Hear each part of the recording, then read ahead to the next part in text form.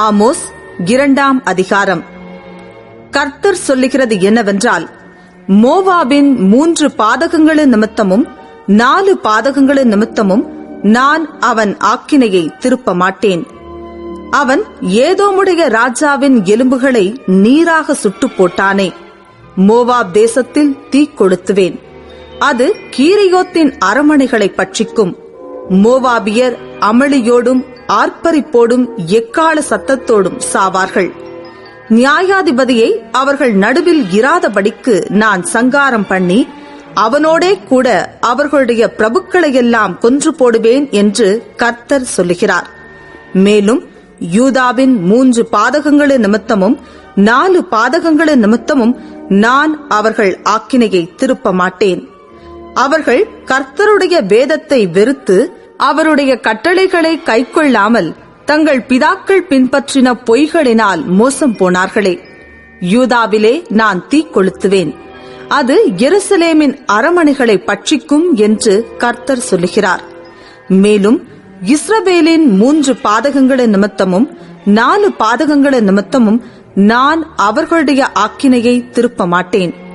அவர்கள் நீதிமானை பணத்துக்கும் எளியவனை ஒரு ஜோடு பாதரட்சைக்கும் விற்று போட்டார்களே. அவர்கள் தரித்திரருடைய தலையின் மேல் மண்ணை வாரி இறைத்து சிறுமையானவர்களின் வழியை புரட்டுகிறார்கள்.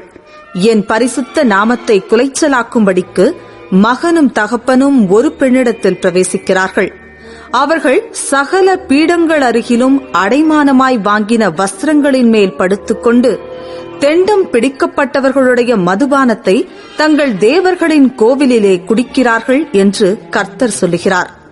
நானோ கேதுரு மரங்களைப் போல் உயரமும் கர்வாலி மரங்களைப் போல் வைரமுமாயிருந்த எமோரியனை அவர்களுக்கு முன்பாக அழித்தேன். உயர இருந்த அவனுடைய கனியையும் தாழ இருந்த அவனுடைய வேர்களையும் அழித்து போட்டு, நீங்கள் எமோரியனுடைய தேசத்தை கட்டிக்கொள்ளும்படிக்கு உங்களை நான் எகிப்து தேசத்திலிருந்து வரப்பண்ணி உங்களை 40 வருஷமாக வனாந்திரத்திலே வழிநடத்தி உங்கள் குமாரரில் சிலரை தீர்க்கதரிசிகளாகவும் உங்கள் வாலிபரில் சிலரை நசரேயராகவும் எழும்ப பண்ணினேன். இஸ்ரவேல் புத்திரரே, இப்படி நான் செய்யவில்லையா என்று கர்த்தர் கேட்கிறார்.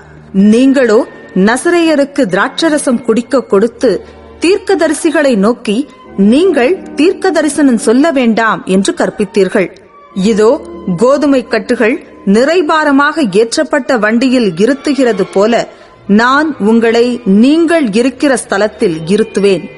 அப்பொழுது வேகமானவன் ஓடியும் புகலிடமில்லை, பலவான் தன் பலத்தினால் பலப்படுவதுமில்லை, பராக்கிரமசாலி தன் பிராணனை தப்புவிப்பதுமில்லை, வில்லை பிடிக்கிறவன் நிற்பதுமில்லை, வேகமானவன் தன் கால்களால் தப்பிப் போவதுமில்லை, குதிரையின் மேல் ஏறுகிறவன் தன் பிராணனை ரட்சிப்பதுமில்லை. பலசாலிகளுக்குள்ளே தைரியவான் அந்நாளிலே நிர்வாணியாய் ஓடிப்போவான் என்று கர்த்தர் சொல்லுகிறார்.